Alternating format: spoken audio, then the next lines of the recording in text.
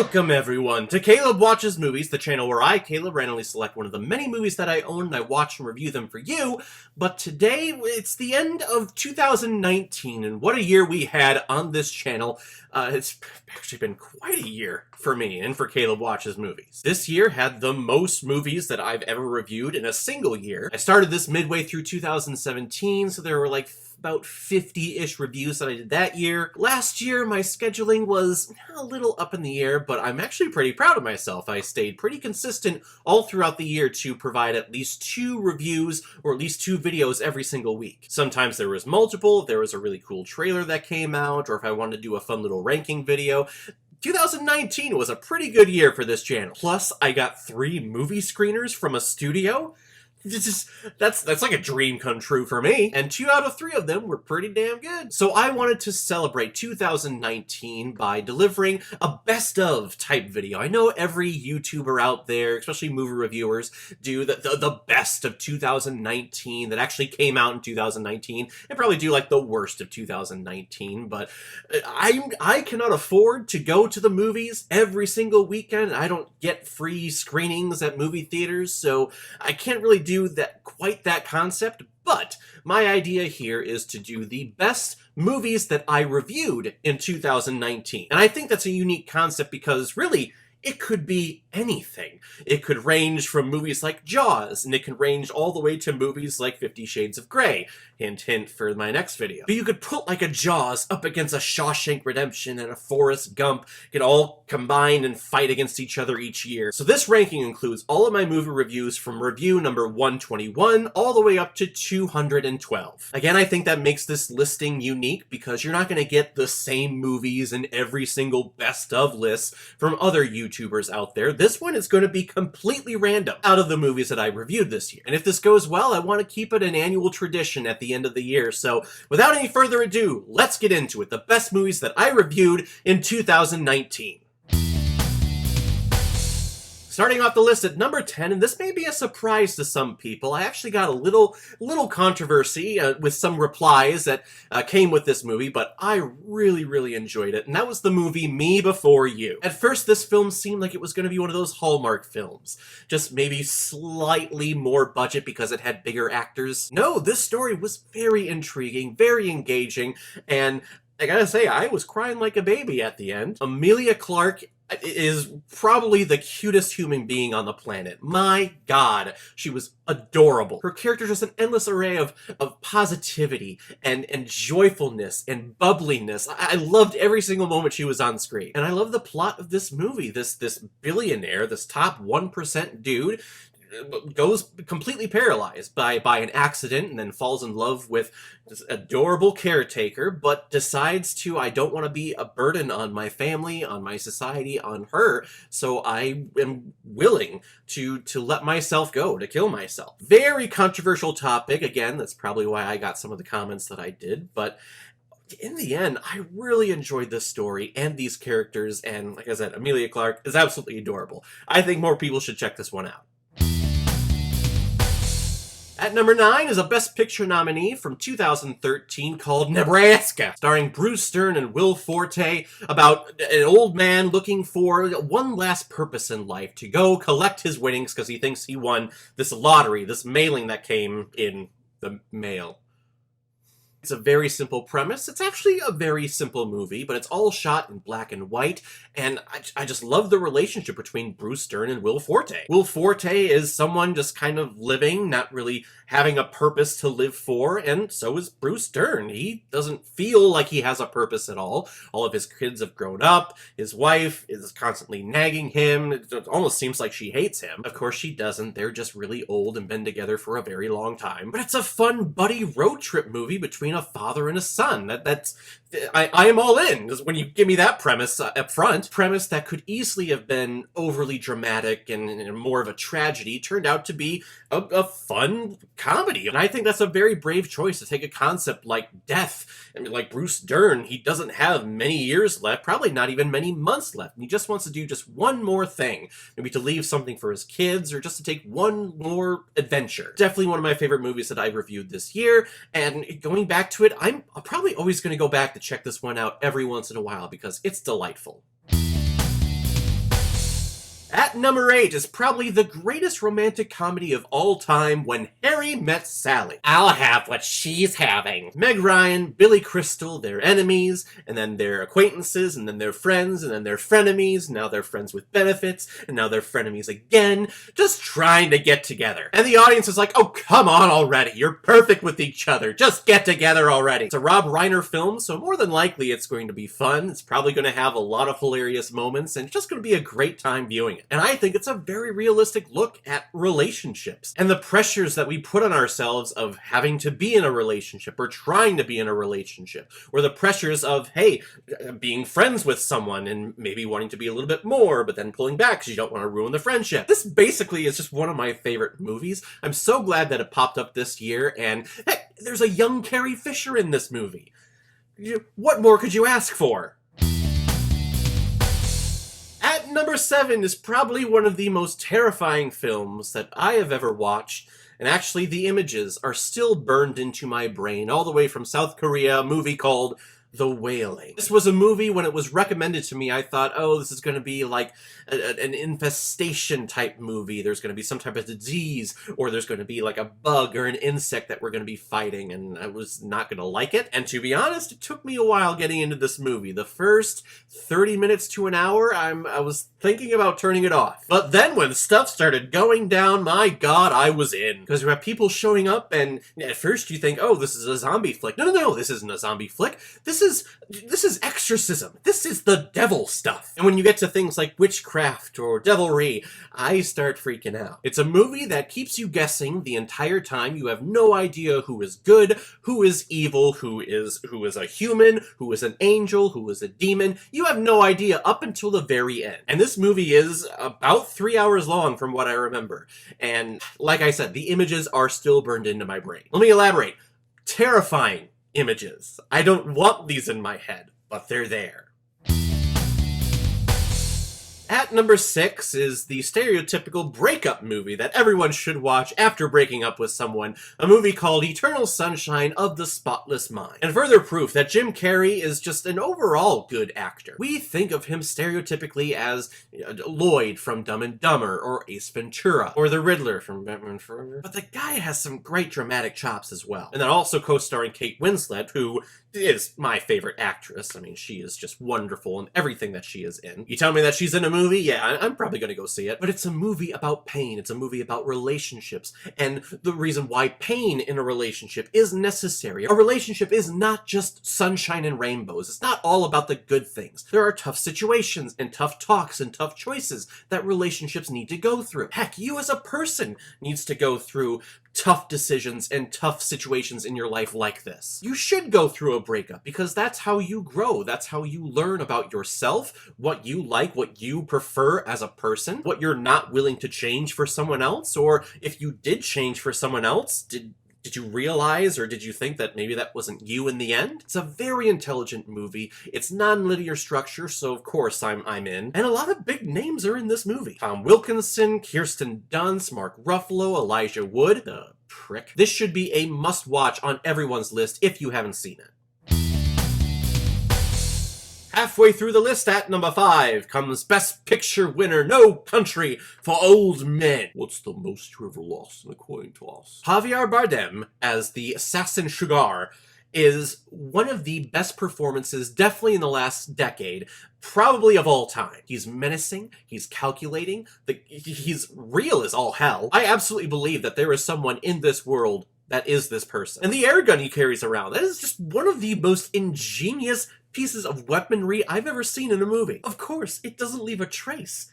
Why wouldn't you use that? Josh Brolin is here as the man on the run because he is so obsessed with this case of money. He makes a couple of stupid decisions where, as you're watching, you go, no, why are you going back? You had the funds, go away. And once that happens, it's basically a cat and mouse film with a little sprinkle of Tommy Lee Jones. Tommy Lee Jones, the old, grumpy, annoyed sheriff of the town, basically sums up every role that he's had. And he has one of the greatest monologues, at least in the past decade in film, where he talks talks about his dreams and wondering, oh, what was the point of this? What was the point of my life? Did I accomplish anything? Why was I here? A question that all of us have asked ourselves at one point in our lives, and if we haven't, we definitely will. It's a movie about life and how frivolous it is. And Best Picture of that year? Yeah, probably. I think it went up against There Will Be Blood, which...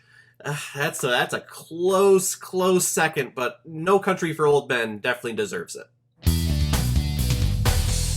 At number 4, and I'll be honest, at the end of this review, if you look at my listing and you see these top 4 and you would have rearranged them to maybe put one of these top 4 movies as your number 1 choice, you would get no argument from me. These next 4 are great, and number 4 is just a great film. Actually should have won Best Picture. I think it was a little too progressive to do so with the Academy, but it's Get Out! A movie that just reminded me that how I eat my cereal proves that, well, I guess I'm a racist. It was one of the subtle scenes and subtle details of this movie where the girl, she's sitting on the bed with her cereal and the milk is in a glass. It's not mixing with all the colored cereal. And she's just eating the cereal one by one by one by one and drinking her milk separate. Proving that her mindset is that whites and coloreds don't belong with each other. It was a brilliant choice by Jordan Peele. This whole movie is brilliant. I wish I could put it higher. It's a modern day horror film, crime, thriller film, where the villain or the supernatural force that is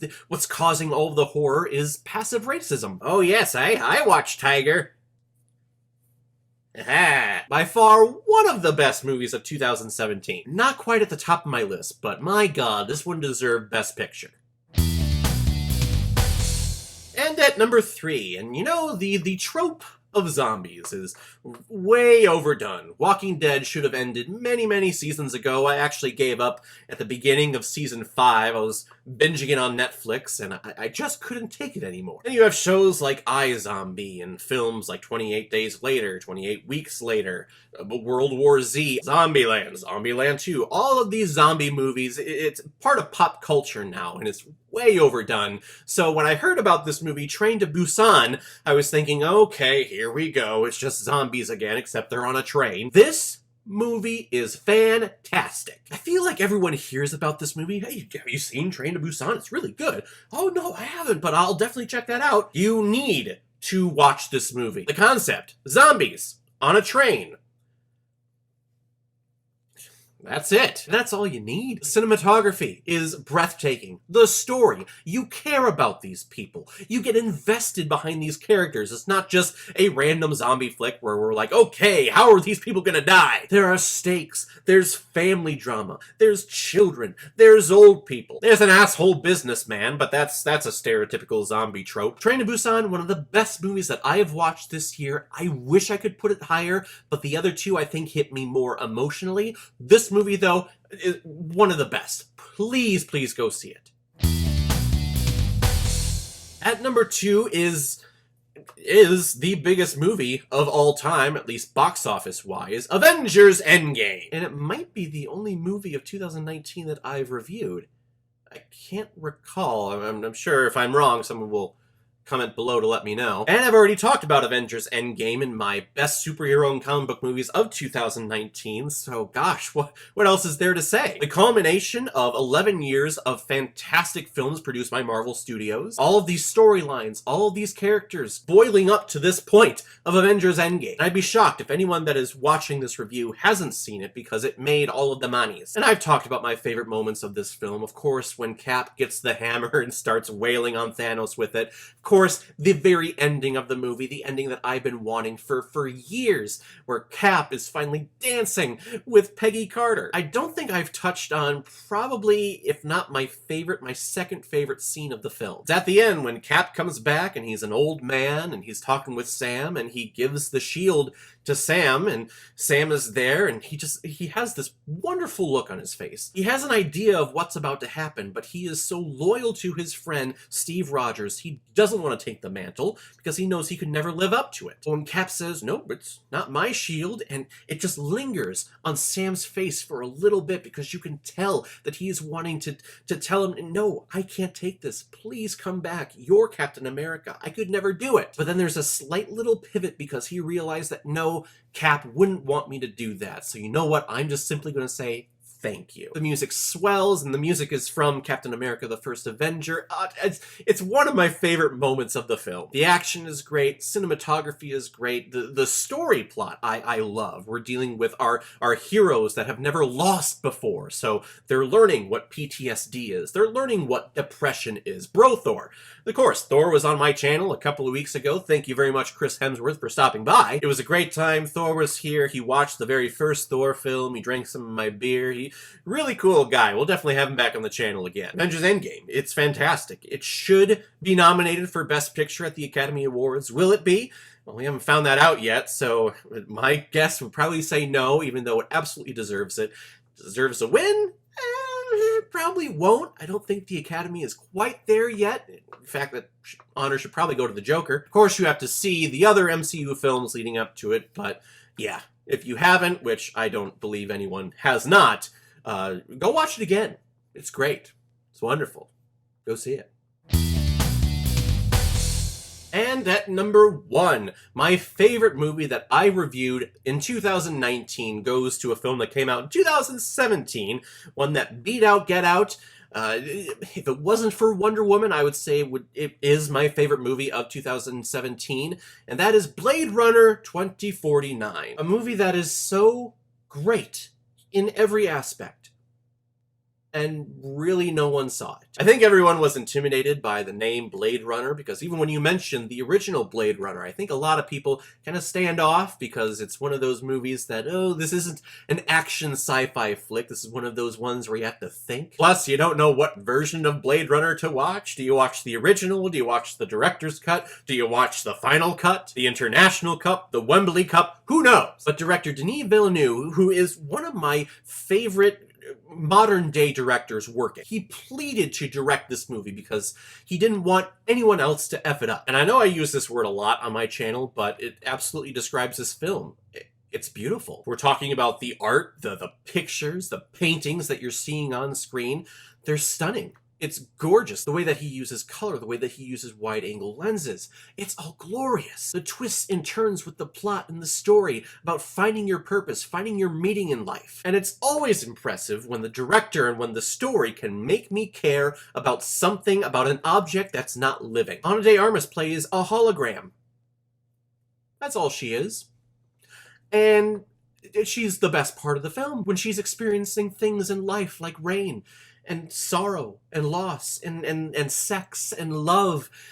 It's heartbreaking what happens to her. I'm actually disgusted that this movie did not get a Best Picture nomination that year in 2017, because it absolutely deserved it. Roger Deakins, the cinematographer for the film, finally won his Oscar after about 14 nominations, I think it was. The movie is great. Like I said, it's beautiful. It's a long one. It's about 3 hours, but it's worth it. Every single second of this movie, I was engaged and I was caring about every single person on screen. And it deserves to be at the top of the list of the best movies that I reviewed in 2019. There it is, 2019 in a nutshell, at least when we have the good side of the shell. And thank you all for stopping by and supporting me this year. I will see everyone in 2020. In the meantime, if you have any recommendations of films that you want me to watch next year, please leave your comment below this video, or go to my Facebook page, my Instagram, or my Twitter. Leave your recommendation there, and if I have access to it, I will watch, review it, and give you a shout out on the channel. So guys, what did you think of my list? Do you agree? Do you disagree? Would you have put any other movies that I reviewed this year on the list? Comment below and let me know what you thought about it. And if you like what you saw, if you like my take on movies, hit the subscribe button. It'll help me out growing this channel. And if you have friends, if you have family members, send them over my way. Have them hit the subscribe button as well. Doesn't hurt them. So thank you again, everyone, for a wonderful 2019. I will see everyone in 2020. In the meantime, be well, be good to each other, and go watch a movie. Take care, guys.